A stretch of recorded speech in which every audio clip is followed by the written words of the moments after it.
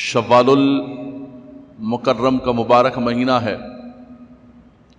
جو رمضان المبارک کے بعد پہلا مہینہ ہے، اور یہ مہینہ ان مہینوں میں سے ہے جن کے بارے میں قرآن نے کہا کہ الحج اشہر معلومات، کہ حج کے مہینے معلوم ہیں۔ تو حج کا تو ایک ہی مہینہ ہے ذوالحج، اس میں 10 دن ہیں جن میں حج کیا جاتا ہے، لیکن مفسرین کرام نے فرمایا کہ شوال، ذوالقعدہ اور ذوالحجہ، فرمایا یہ مہینے ہیں حج کے جن کے اندر حج کا سفر کیا جاتا تھا، اس وقت رخت سفر باندھ کے نکل جاتے تھے۔ یہ ان مبارک مہینوں میں سے ایک مہینہ ہے جو اشہر حج کے مہینے کہلاتے ہیں۔ دوسرا، اس ماہ مقدس و محترم کے اندر اسلامی تاریخ کے اندر ایک بہت بڑا غزوہ رونما ہوا جس کو غزوہ احد کہا جاتا ہے، جو احد پہاڑ کے دامن کے اندر، میدان احد کے اندر جو لڑا گیا۔ نبی کریم صلی اللہ تعالیٰ علیہ وسلم جب اللہ تبارک و تعالیٰ کے حکم سے مکہ مکرمہ سے ہجرت کر کے مدینہ منورہ شریف تشریف لے گئے اور ایک اسلامی ریاست کی بنیاد رکھی، مسلمانوں کے درمیان مواخات کو قائم کر کے ایک معیشت کی بنیاد رکھی، یہاں تک کہ جو میثاق مدینہ کیا، مدینے کے یہودیوں کے ساتھ حضور علیہ السلام نے جو معاہدہ کیا، اس معاہدے کے تحت ایک پرامن ریاست کی بنیاد رکھی۔ لیکن مدینہ منورہ شریف کے اندر جو پہلا معرکہ بدر کا رونما ہوا، رمضان المبارک کے اندر مسلمانوں کی قلیل تعداد اور کفار کا ایک لشکر جرار، بدر کے حوالے سے مکمل تفصیل آپ رمضان المبارک کے اندر سماعت فرما چکے ہیں۔ بدر کے اندر کافروں کو اللہ تعالیٰ نے شکست فاش عطا فرمائی، بڑے بڑے سرداران قریش واصل جہنم ہوئے اور تباہ و برباد ہو کر واپس گئے مکہ مکرمہ۔ لیکن بدر کا انتقام لینے کے لیے وہ چین سے نہیں بیٹھے، اور مکہ مکرمہ کے اندر 1 سال تک مجلسیں اور محفلیں لگتی رہیں۔ ہندا کے گھر پر محفلیں سجتی رہیں۔ ابو سفیان ابو جہل کے بعد جو ہے وہ سردار قریش بن گیا، اور انہوں نے کہا کہ ہم نے ہر صورت کے اندر جو ہے بدر کا بدلہ لینا ہے، اپنے سرداروں کا بدلہ لینا ہے جو بدر کے اندر بڑے بڑے سردار مارے گئے۔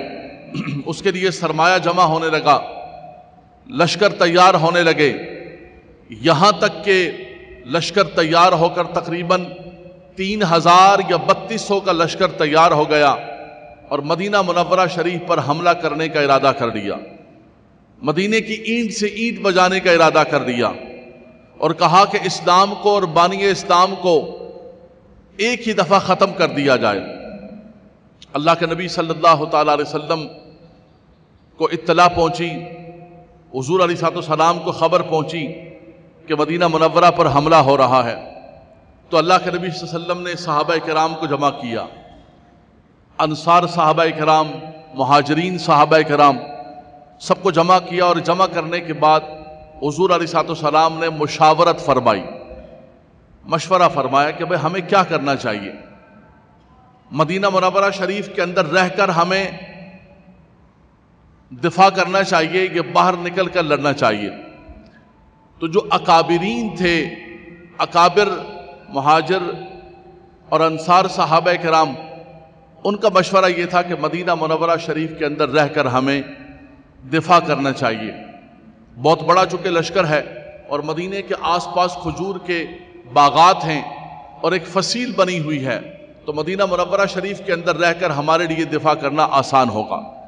لیکن جو نوجوان صحابہ کرام تھے اور بدر کی فتح ابھی ہوئی تھی، ان کا کہنا تھا کہ نہیں، ہمیں باہر نکل کے اور مقابلہ کرنا چاہیے، اور باہر نکل کے ہمیں لڑنا چاہیے۔ اللہ کے نبی صلی اللہ علیہ وسلم نے فرمایا کہ ٹھیک ہے، تیاری کر لیں۔ پھر تیاری کر لی، اور تقریباً 1000 کے قریب جو ہے لشکر تیار ہو گیا.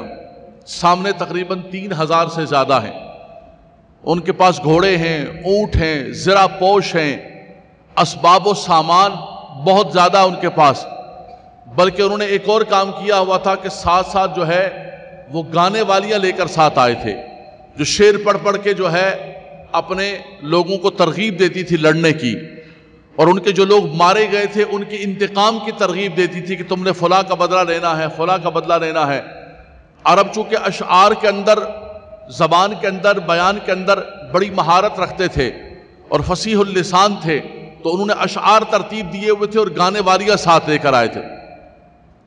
اللہ کے نبی صلی اللہ علیہ وسلم اللہ کی حمد کرتے ہوئے، اللہ تبارک و تعالیٰ کی تسبیح بیان کرتے ہوئے، پتہ چلا کہ گانے والیوں کے ساتھ اور گانے بجا بجا کر لڑنا یہ ہمارا طریق اور ہمارا شعار نہیں ہے، یہ کافروں کا طریقہ ہے جو احد کے اندر کافروں نے کیا کہ گانے والیاں ساتھ دے کر آئے. مسلمان جب جہاد میں بھی اترتا ہے تو وہ اللہ کی حمد کرتا ہے اور قرآن پڑھتا ہے، اللہ کا ذکر کرتا ہے اور تسبیح بیان کرتا ہے. یہ شعار ہمارا ہے اور یہ کفار کا شعار ہے. بہرحال جس وقت اللہ کے نبی صلی اللہ علیہ وسلم نے زرہ پہن لی اور حضور نے لباس جہاد پہن لیا، تو اب نوجوان صحابہ کرام کو احساس ہوا کہ نہیں، ہم سے غلطی ہوئی ہے. عرض کی یا رسول اللہ صلی اللہ علیہ وسلم، جیسے آپ فرمائیں اور جیسے آپ پسند فرمائیں ویسے ہی کریں کہ مدینہ منورہ شریف کے اندر رہ کر جو ہے وہ لڑا جائے. تو یہ بھی آپ کو اگر اچھا ہے تو آپ مدینہ منورہ شریف کے اندر رہ کر لڑیں. اللہ کے نبی صلی اللہ علیہ وسلم نے فرمایا کہ یہ نہیں ہو سکتا ہے. نبی جب زرہ پہن لیتا ہے تو پھر زرہ نہیں کھولتا ہے، اس کے لیے پھر جو ہے وہ نکلنا لازم و ضروری ہوتا ہے. اللہ کے نبی صلی اللہ تعالیٰ علیہ وسلم نکل پڑے اور احد پہاڑ کے دامن کے اندر یہ لڑائی ہوئی. سبحان اللہ. احد پہاڑ وہ مبارک پہاڑ ہے، اس کی ایک فضیلت سنا دوں. پتھر جو ہوتا ہے، پتھر سنگ دلی کے لیے مثال کے طور پر استعمال کیا جاتا ہے کہ فلاں کا دل تو پتھر کی طرح ہے، اس کے اندر کوئی نرمی نہیں ہے، اس کے اندر کوئی شفقت نہیں ہے، محبت نہیں ہے، محبت داخل ہی نہیں ہو سکتی. اور محبوب کے لیے سنگ دل کہا جاتا ہے.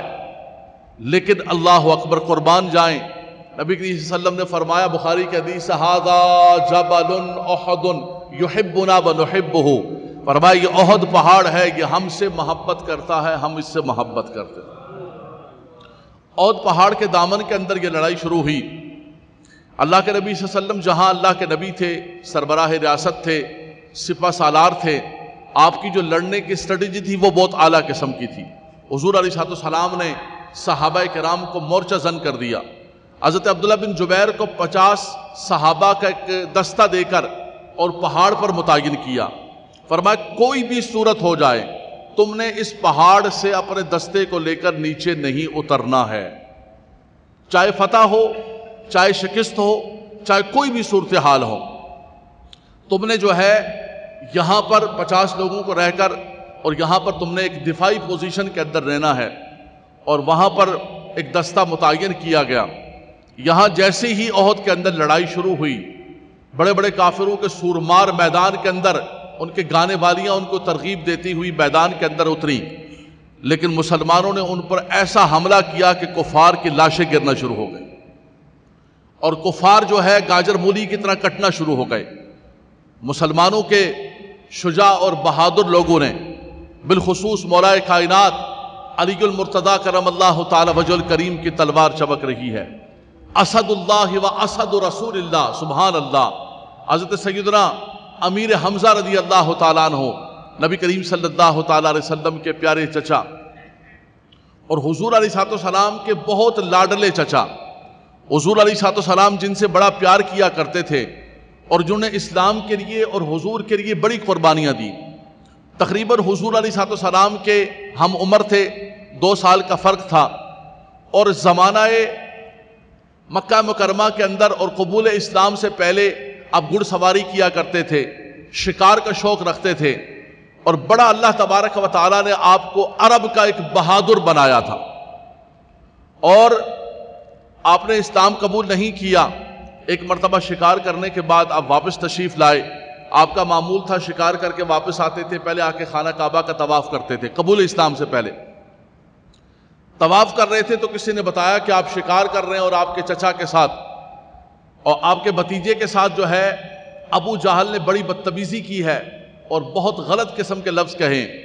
آپ نے وہیں پر چھوڑا اور جا کر وہیں مطاف کے اندر ابو جہل کو اتنا مارا کہ لہو لہان ہو گیا اور کہا کہ آئندہ خبردار میرے بھتیجے کی طرف تم نے نگاہ اٹھائی، اور ایک لفظ کہا۔ بڑے بڑے بیٹھے ہوئے تھے سردار، لیکن آپ کی شجاع کی وجہ سے، آپ کی بہادری کی وجہ سے کوئی بھی آگے نہیں بڑھ سکا۔ اور سیدنا امیر حمزہ رضی اللہ تعالیٰ عنہ ابھی اسلام قبول نہیں کیا تو کسی نے کہا کہ حمزہ تم نے اتنا مارا ہے ابو جہل کو، وہ قریش کا سردار ہے، تم نے کیا اسلام قبول کر لیا؟ آپ نے فرمایا اسلام تو قبول نہیں کیا، لیکن میرے سامنے میرے بھتیجے کے ساتھ کوئی ظلم کرے یہ میں برداشت نہیں کر سکتا ہوں۔ لیکن اسی واقعے نے آپ کے دل پر اثر ڈالا، دار ارقم پر گئے اور آپ نے اسلام قبول فرما لیا۔ اسلام جب وہ قبول کیا، یہ وہی زمانہ ہے کہ سیدنا عمر فاروق رضی اللہ تعالیٰ عنہ نے بھی اسلام قبول کیا۔ یہ عرب کے دو شجاع اور دو بہادر حضور علیہ السلام کے دست و بازو بنے، جن پر حضور ناز کیا کرتے تھے۔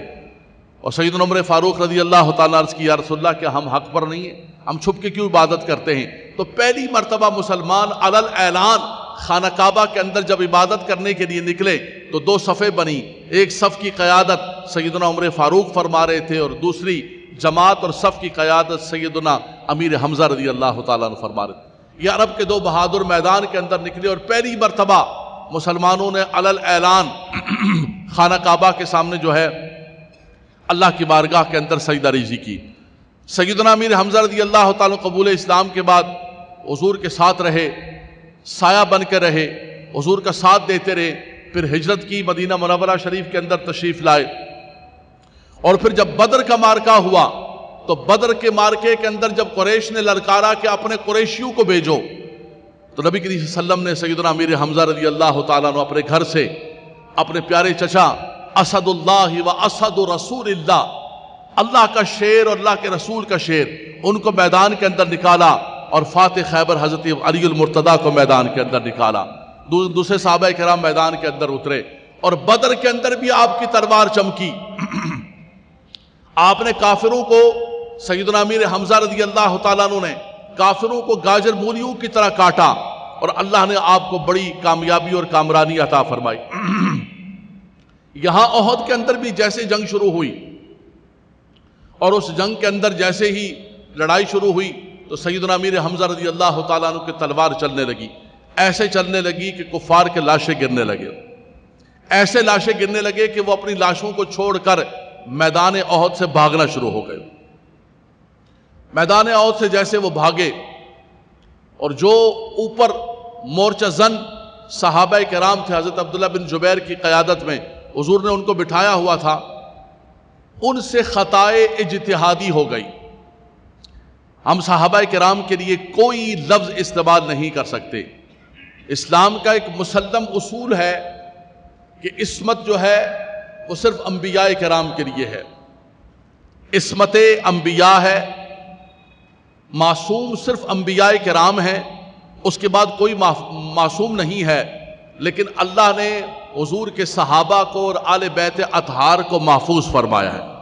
اللہ تبارک و تعالیٰ نے ان کے لیے ہم کوئی خطا کا لفظ اور ان کے لیے کوئی بھی ایسا لفظ، وہ حضور کی آل ہو یا حضور کے اصحاب ہوں یا سیدہ کائنات ہوں، ان کے لیے اس قسم کے لفظ استعمال کرنا اور خاص طور پر ان کے لیے مطلق خطا کی نسبت کرنا، یہ اہل سنت کا شعار نہیں ہے اور یہ اہل سنت کا مزاج نہیں ہے، یہ اہل سنت کی زبان نہیں ہے۔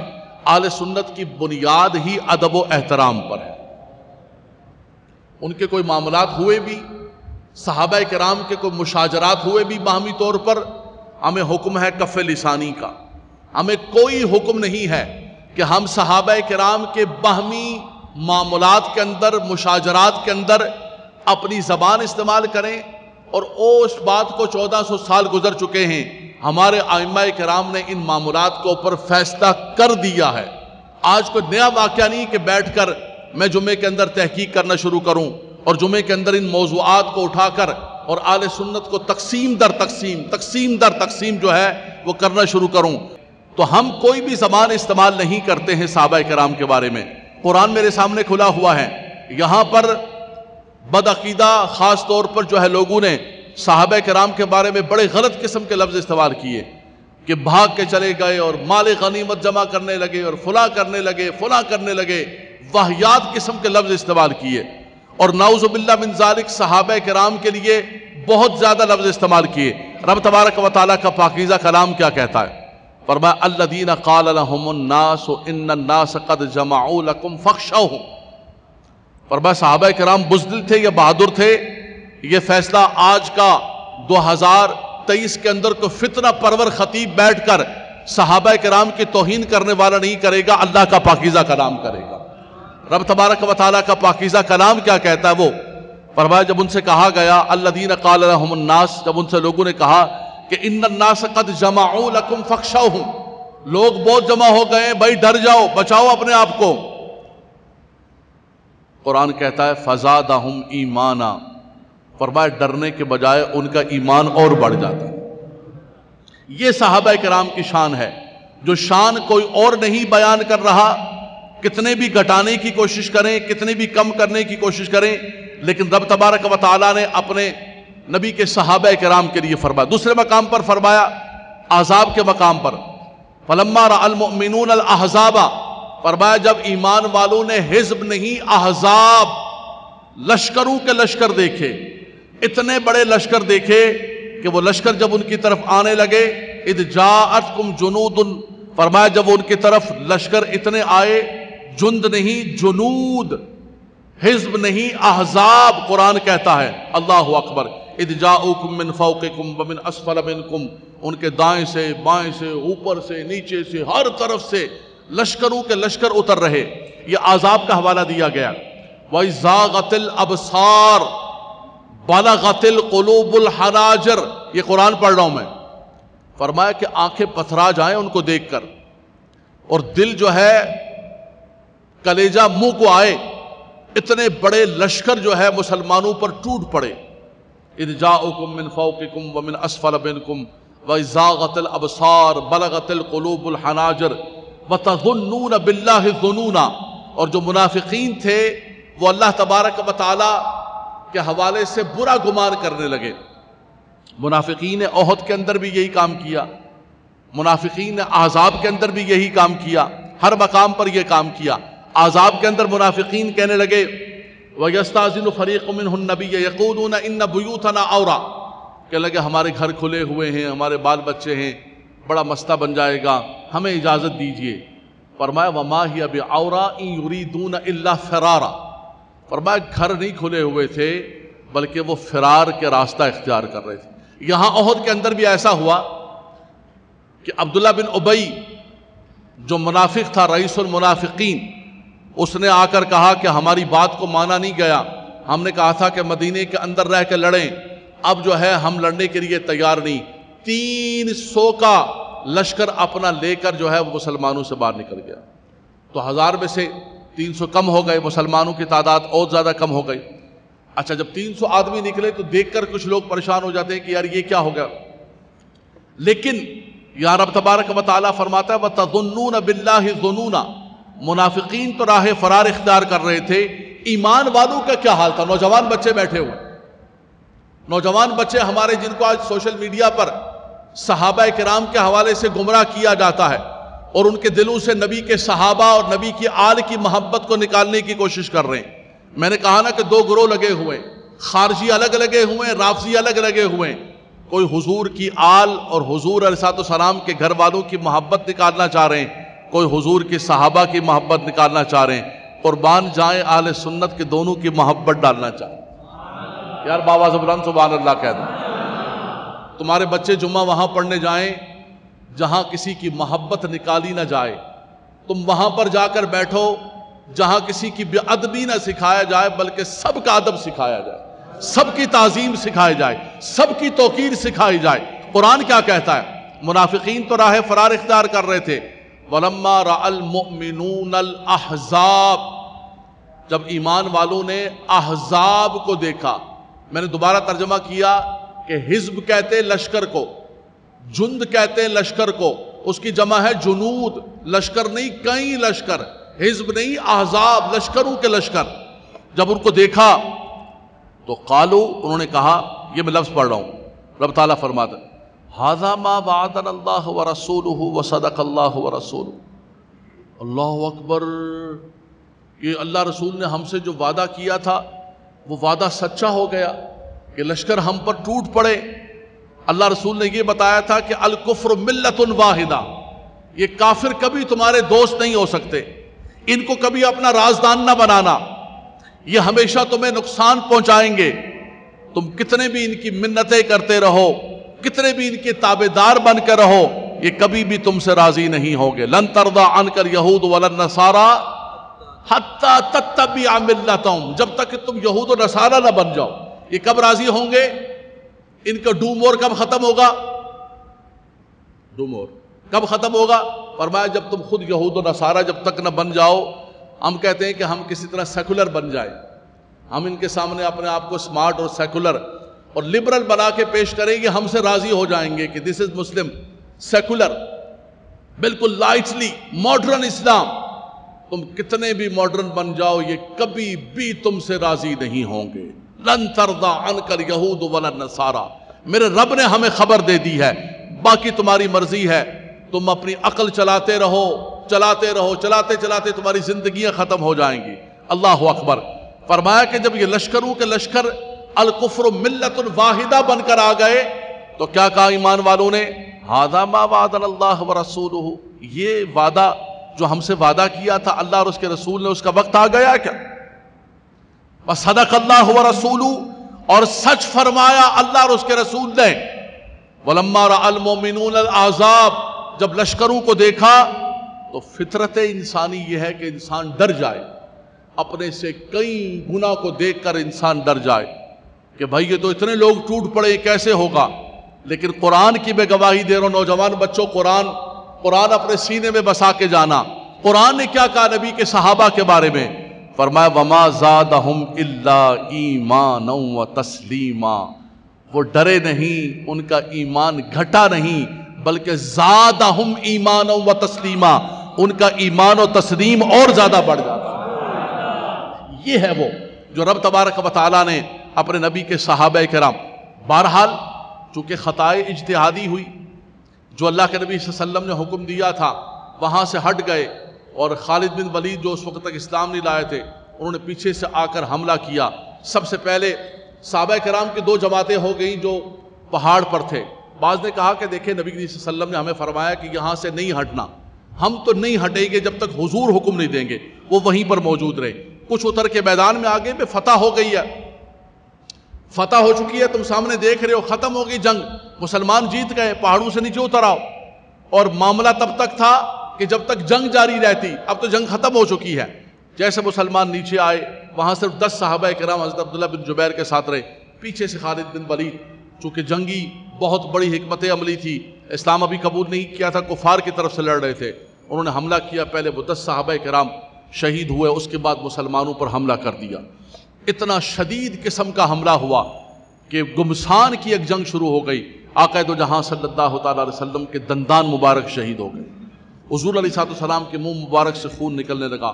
احد پہاڑ کا وہ جگہ جہاں حضور علیہ السلام جا کر بیٹھے، اور انہوں نے کہا کہ آواز لگا دی کہ محمد کو ہم نے نعوذ باللہ قتل کر دیا ہے، شہید کر دیا ہے۔ پھر اچانک جو ہے سیدنا عمر فاروق، سیدنا صدیق اکبر، علی المرتضیٰ میدان کے اندر نکلے، اور انہوں نے کہا کہ نہیں، ہم زندہ ہیں، ابھی ہم موجود ہیں، آ جاؤ میدان کے اندر۔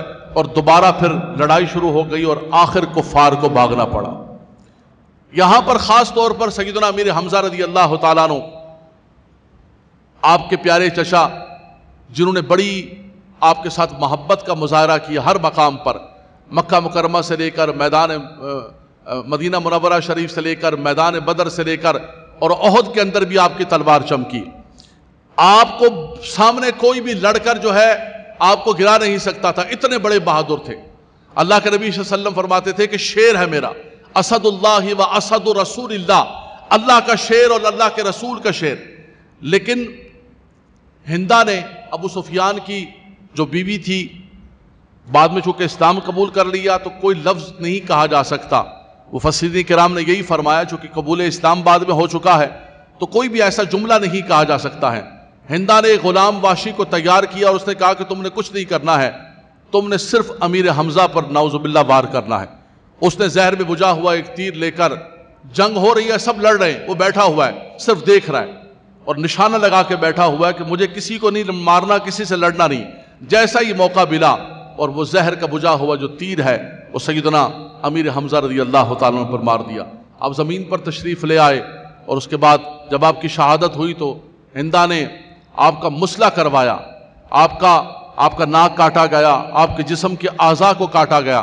حالانکہ کفار کے اندر بھی اور ایک انسانیت کے اندر بھی انسانیت کا مسئلہ کرنا جائز نہیں ہے، کسی کے جسم کے اعضاء کو کاٹنا جائز نہیں ہے، لیکن انہوں نے مسئلہ کیا اور مسئلہ کرنے کے بعد جب لاشوں کو تلاش کرنے لگے تو سیدنا امیر حمزہ رضی اللہ تعالیٰ عنہ کے لاش مبارک اس حال کے اندر ملی کہ آپ کا مسئلہ ہوا تھا.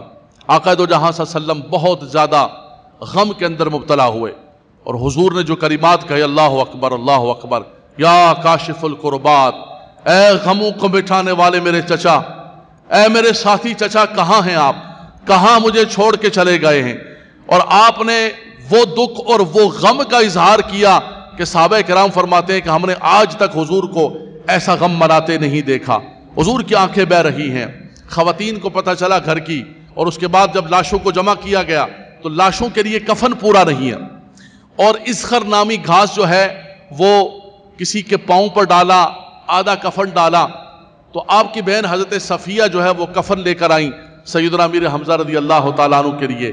آپ کو کفن پہنانے لگے، لیکن پھر دیکھا کہ ایک شہید جو ہے اس کے پاس کفن ہے ہی نہیں ہے. تو نبی صلی اللہ علیہ وسلم نے فرمایا کہ میں یہ نہیں کر سکتا ہوں کہ میرا ایک ساتھی بغیر کفن کے چلا جائے، اس کے پاس کفن نہ ہو، اور میں اپنے چچا کو، ٹھیک ہے گھر کی خواتین لے کر آ گئی ہیں اور ان کا حق ہے پہنانے کا، لیکن یہ بھی تو میرا ساتھی ہے، یہ بھی تو میرا صحابی ہے، یہ شہید ہوا ہے. تو آپ نے ایک چادر جو ہے اپنے اس صحابی کو عطا فرمائی اور ایک چادر سیدنا امیر حمزہ پر ڈالی. جب وہ ایک چادر ڈالی تو کفن پورا نہیں آ رہا ان کو، تو آپ کے قدموں پر جو ہے پھر گھاس ڈالا گیا اور اس حالت کے اندر آپ کو دفنایا گیا. صحابہ کرام 70 صحابہ کرام احد کے اندر شہید ہوئے. مدینے کے اندر ایک کورام مچا ہوا. سیدنا امیر حمزہ رضی اللہ تعالیٰ عنہ کی شہادت اسلام کے لیے ایک بہت بڑا سانحہ، حضور کے گھر کے لیے، حضور کے آل بیت کے لیے بہت بڑا سانحہ. غم کے اندر ڈوبے ہوئے، اور آپ کی سب صحابہ کرام کی حضور نے نماز جنازہ پڑھائی، لیکن سیدنا امیر حمزہ رضی اللہ تعالیٰ عنہ کی 70 بار نماز جنازہ پڑھائی گئی، بار بار صحابہ کرام کے ساتھ. اور اس کے بعد قبر کے اندر اتارا. آپ نبی صلی اللہ علیہ وسلم کے چچا بھی تھے اور حضور کے رضائی بھائی بھی تھے. آپ نے سویبہ جو خادمہ کنیز تھی ان سے دونوں نے دودھ پیا ہوا تھا. تو کسی نے کہا، ان کی بیٹی سامنے آئیں امامہ، تو نبی صلی اللہ علیہ وسلم بہت زیادہ غمزدہ ہو گئے. تو کسی نے کہا کہ آپ نکاح فرمائیں. فرمایا نکاح نہیں ہو سکتا ہے، میرے چچا میرے رضائی بھائی بھی تھے، اور جو رشتے حقیقت کے اندر حرام ہوتے ہیں وہ رضاعت کے اندر بھی حرام ہوتے ہیں. جو غیر محرم ہیں وہ رضاعت کے اندر بھی غیر محرم ہیں. لیکن اللہ کے نبی صلی اللہ علیہ وسلم کو بڑا غم تھا. اس کے بعد واشی آیا، آ کر اس نے معافی مانگی، اسلام قبول کیا. ہندا آئی، اس نے آ کر معافی مانگی، اسلام قبول کیا. ابو سفیان آئے، انہوں نے آ کر معافی مانگی، اسلام قبول کیا. نبی صلی اللہ علیہ وسلم نے واشی سے کہا کہ میں نے معاف کیا ہے، تم نے اسلام قبول کر لیا ہے اور اسلام قبول کرنے کی وجہ سے سب چیز ختم ہو گئی ہے، لیکن بس میری نگاہوں کے سامنے نہ آنا، میری نگاہوں کے سامنے آتے ہو تو میرے چچا مجھے یاد آ جاتے ہیں. کہا کہ میرے وہ پیارے چچا میری نگاہوں کے سامنے آ جاتے ہیں، بس میرے سامنے تم نے نہیں آنا ہے، میں نے تمہیں معاف کیا، تم نے اسلام قبول کر لیا ہے. بہت بڑی بات ہے، بہت بڑی بات ہے. آج ہمارے ساتھ تو کوئی ذرا سا کر دے ہم اس کو زندگی بھر معاف کرنے کے لیے تیار نہیں. وہ اسلام کے اندر قبول ہونے کے لیے تیار ہو، وہ سنیت کے اندر داخل ہونے کے لیے تیار ہو، لیکن ہمارا گستاخ ہے، بے ادب ہے اور ہمارے ساتھ زیادتی کی ہے تو ہم اس کو معاف کرنے کے لیے بالکل تیار نہیں ہوتے ہیں. حضرات گرامی، وقت مکمل ہو چکا ہے، اشارہ ہو گیا. میں اتنا کہوں گا کہ غزوہ احد سے جو چیز ہمیں ملتی ہے، ایک تو یہ ہے کہ صحابہ کرام سے بڑھ کر کوئی بھی پاکیزہ جماعت نہیں ہے اس امت کے اندر۔ اس امت میں کوئی غوث ہے، قطب ہے، ابدال ہے، اس پر ہمیشہ بات ہوتی ہے۔ صحابہ کرام سے بڑھ کر کوئی نہیں ہے، لیکن ان صحابہ کرام سے بھی جب خطائے اجتہادی ہوئی، اللہ کے نبی صلی اللہ علیہ وسلم کی اطاعت کے اندر کمی ہوئی، تو آپ نے دیکھا کہ کتنا بڑا نقصان ہوا۔ تو آج تو ہم 1 ارب نہیں بلکہ 2 ارب پہنچ چکے ہیں ہم، لیکن ہماری زندگیاں، ہمارے صبح، ہمارے شام، ہمارا کھانا، ہماری معاش، ہماری عبادتیں، ہماری نمازیں، ہماری مسجدیں، اب یہ آپ بھی جانتے ہیں، میں بھی جانتا ہوں کہ میں کیا کرتا ہوں، آپ کیا کرتے۔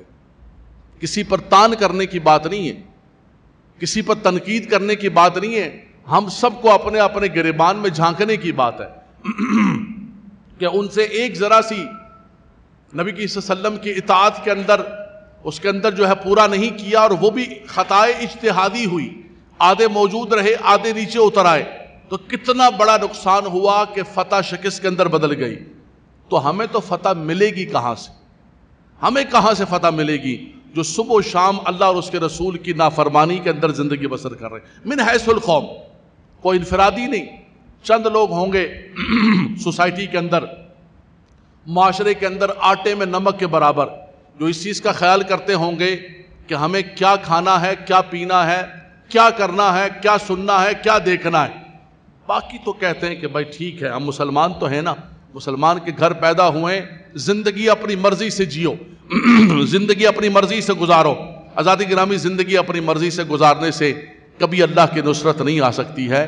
ان الذین قالوا ربنا اللہ ثم استقاموا تتنزل علیہم الملائکۃ، فرمایا وہ لوگ جنہوں نے کہا کہ اللہ ہمارا رب ہے، پھر اس پر مستقیم ہو گئے، اس پر قائم ہو گئے۔ ہم صبح و شام یہ تسبیح پڑھتے ہیں، ربنا اللہ، ربنا اللہ، یا رب یا رب یا رب یا رب یا رب، لیکن یہ ہماری تسبیح ان دانوں تک محدود ہے اور اس زبان تک محدود ہے، اس کے نیچے بھی اترنے کے لیے نہیں ہے، اس کے اثرات ہمارے دل پر بھی نہیں ہے، ہمارے جسم پر نہیں ہے، ہماری زندگی پر نہیں ہے۔ ہم یہ نہیں سوچ رہے کہ کیا کما رہے ہیں، کیا کھا رہے ہیں، اس پیٹ کے اندر کیا جا رہے ہیں۔ کہتے ہیں دعاؤں کی قبولیت پیٹ سے آتی ہے، کہ سب سے پہلے دیکھو پیٹ کے اندر کیا ڈال، لگے ہوئے سود کے اندر لگے ہوئے۔ پورے قرآن کے اندر الحمد سے لے کر والناس تک کسی چیز کے بارے میں یہ نہیں فرمایا کہ اللہ اور اس کے رسول کی طرف سے اعلان جنگ ہے، لیکن سود کے لیے کہا کہ فَأْذَنُوا بِحَرْبٍ مِّنَ اللَّهِ وَرَسُولِهِ۔ لگے ہوئے مسلمان بھی کہلا رہے ہیں، سود کے اندر لگے ہوئے، بڑھاتے جا رہے ہیں، ملیں بڑھاتے جا رہے ہیں، فیکٹریاں بڑھاتے جا رہے ہیں، دندے بڑھاتے جا رہے ہیں، نئی گاڑی چاہیے مجھے، نیا گھر چاہیے مجھے، لون لینا ہے مجھے، انشورنس کرانی ہے مجھے، سود کرنا ہے۔ اللہ رسول سے جنگ ہے بھائی، جنگ ہوتی رہے جنگ، مجھے کیا پرواہ ہے، مجھے جو ہے اپنی زندگی کو چل کرنا ہے، اور مجھے اپنی زندگی کے اندر خوشیاں لے کر آنا ہے۔ اور پھر ہم کہتے ہیں کہ پتہ نہیں کیا بات ہے، اللہ تعالیٰ ہماری دعاؤں کو قبول بھی نہیں کر رہا، اور حرم کے اندر بھی سونے کا وہ مائک لگا کر دعائیں کر رہے ہوتے، یا رب ربنا اللہ، رب تبارک و تعالیٰ قبول و منظور نہیں فرما رہا۔ فلسطین کا حال دیکھیں، کشمیر کا حال دیکھیں، شام کے بچوں کا حال دیکھیں، عراق کے اینٹ سے اینٹ بجا کر رکھ دی، لیبیا کا کیا حال کر دیا، برما کا کیا حال، کشمیری مسلمان تڑپ رہے ہیں، لیکن کچھ بھی نہیں ہو رہا ہے۔ نہ ہماری دعائیں اثر کر رہی ہیں، نہ ہماری دوائیں اثر کر رہی ہیں۔